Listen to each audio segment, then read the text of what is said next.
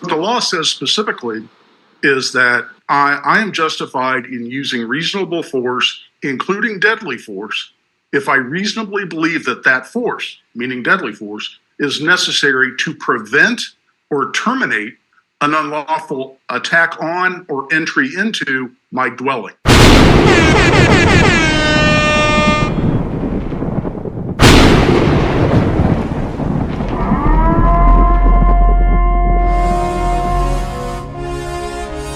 Citizen to a citizen, fool. Citizen to a citizen, fool. Key to life.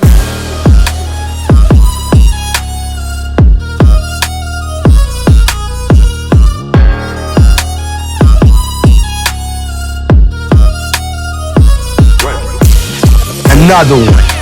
And now, our feature presentation. All right, citizens, welcome back to another episode of Pose. All right, so I'm your host, S. Dot, the instructor, and before we get the show started, I just want to give a big shout out to Chris from the 740. Last night, a couple days ago, we were talking. He's another YouTuber, gun tuber. He invited me to his channel, and he does live shows. He does videos, gun reviews, builds, reloading, things of that nature. And he does a couple of live shows, so he invited me to come on the show, and had a great time. It was short-lived. Because I was having extreme technical difficulties. But big shout out to Chris from the 740, Jamie, Dean, Gizzard Gary, Hillbilly. They were all there. They were all on the panel, and they were asking me some great questions. And before the show, it's so funny because we were online before the show, backstage talking, and not one issue. Everything was fine. As soon as the show started, probably about 20 minutes into the show, the issues began. But hey, everything happens for a reason. You've heard me say in previous shows that Murphy's Law is real. I believe in it. If it can happen, it'll happen. Anyway, thanks a lot, guys. I really had a great time. Look forward to doing it again. All right, moving on. So, just like the title says, stand your ground. Not all states have that law, that rule, or what have you. And, it's important to recognize, the state that you're in, because it could save your life, or if you have that privilege in your state as far as standing your ground. I know for some it leaves a bad taste in certain people's mouths.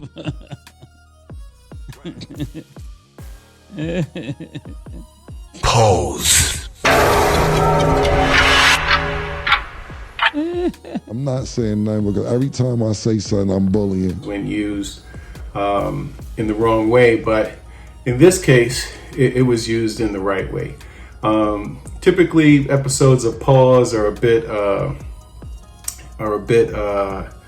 sad, and while somebody didn't make it out, I don't feel so sad about it. I mean, this kind of exemplifies the concept of. I'm saying, if you you let a terrorist accidentally touch over here, and I won't stop burning you down until there ain't nothing left. It'll literally be rubble on top of rubble, and I'll still be bombing. Why? This is what F around and find out is about. Right. So what happened here is this gentleman was home, and this guy came to the door. Apparently, he saw him putting a ski mask on, and he was attempting to get in the home. Whatever you guys are planning, you're not getting away with it. Okay, I'm not sure if the criminal, let's call him the alleged criminal, was trying to get in the house already, or it's not clear. Let me roll the clip in, and we'll take a look and have some further discussion. I sat and watched him pull his mask down at my front door, and I still, like I said, I didn't register, man. A homeowner on the city's Far East Side wrestled a gun away from a burglar and shot him. Good evening to you at 5 o'clock. I'm Mark Mullins. And I'm Nicole Griffin. The homeowner survived the encounter. The intruder did not. Tonight, the Marion County Prosecutor's Office is checking out the man's story, a story he is sharing with WRTV's Adam Shooms. And that homeowner tells me Tuesday night he saw that suspect walk up to his front door, put a ski mask on, and force himself inside the home. Inside the home, the homeowner tells me a struggle began before shots were fired. He smacked me in the head with the gun and told me I knew what it was. And then I yelled out. I said, hey, they're trying to rob me. More than a dozen bullet holes mark Brent Smith's home on Indy's Far East Side. Signs of what he says was an act to protect himself.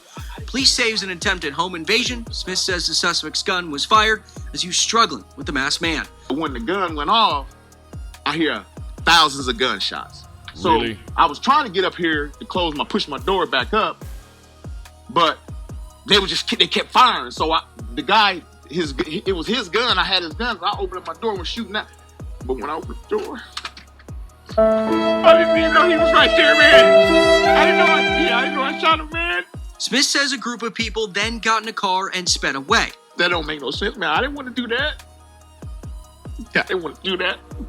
But in Indiana, people have a right to defend their homes. The law says specifically is that I am justified in using reasonable force, including deadly force, if I reasonably believe that that force, meaning deadly force, is necessary to prevent or terminate an unlawful attack on or entry into my dwelling. Attorney Guy Relford is an attorney and is also a firearms instructor. He isn't connected with this case, but says people like Smith who are in this kind of situation are protected legally. If you're justified at that time, you have no obligation to retreat. In other words, run away first before you defend yourself. And there's and that's what makes it a stand your ground law. Indiana law doesn't require proof that anyone was scared for their lives or anyone else's inside the property, just proof that someone was trying to break in or commit a crime. Marion County Prosecutor's Office is still reviewing the case, and there has been no information on charges for Smith. Y'all need to find you something productive to do. But he's already made a decision on what to do after this life-changing event. I've been here, man, for about 22 years, man. Man, I'm ready to, I'm like my neighbors.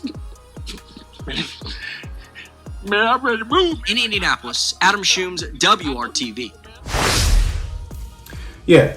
So what happens is, I guess the homeowner opens the door, a fight ensues, the homeowner gets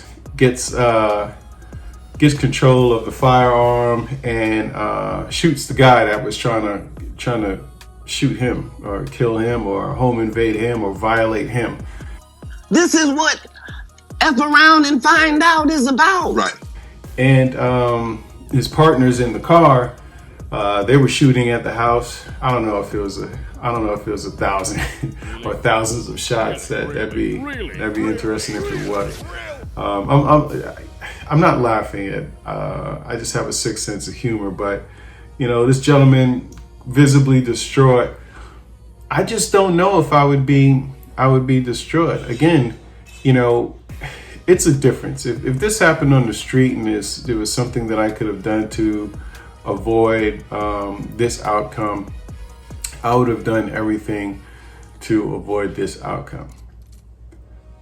But if you bring the fight to my front door, there is nothing that I won't do to go ahead and make sure that that fight is never brought to my front door again. Family, my dog, to my front door, all bets are off. Anyway, let me know if you're this homeowner. Do you have remorse? Of course, there's some sort of remorse because these people are for the most part, I would say, misguided, not using their resources properly. If you have the wherewithal to find firearms and ammo, a ski mask, clothes, things of that nature. If you have that wit about yourself, use it for something good, not for breaking into homes where this gentleman obviously, has been there for 20 plus years, and now, he's in his feelings because he killed somebody that was probably going to come in there and kill him. I mean, they don't come in there with guns for nothing, right? Damn. Anyway, stand your ground, and it's important law. Learn it if it's in your state. It doesn't just apply to homes, right? I could speak for North Carolina what it applies to, but I've said it in several videos, when you can use lethal force. In fact, I said it in my last video. I'll throw that up there. But just know the laws in your state. It's very important that when you're protecting yourself from what's happening in the moment, and you're protecting yourself for what can potentially happen after the moment, right? That's super important. You see what happened to Vinny Ritchie. He was protecting himself, and he scared off these people that were trying to break into his home or try to force him into his home so they can do whatever to him, his wife, and his newborn. And he's without right now. He's without his concealed carry permit. But then again, that's California. There are ways of dealing with criminals, and law-abiding citizens are a little bit different. Questionable if you ask me. But hey, comment down below. Let me know what you think. What would you have done?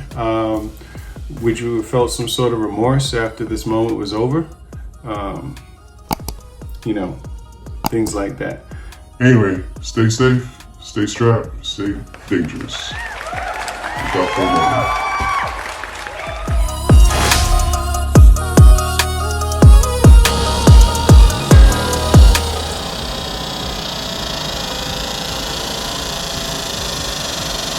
You're still here. It's over.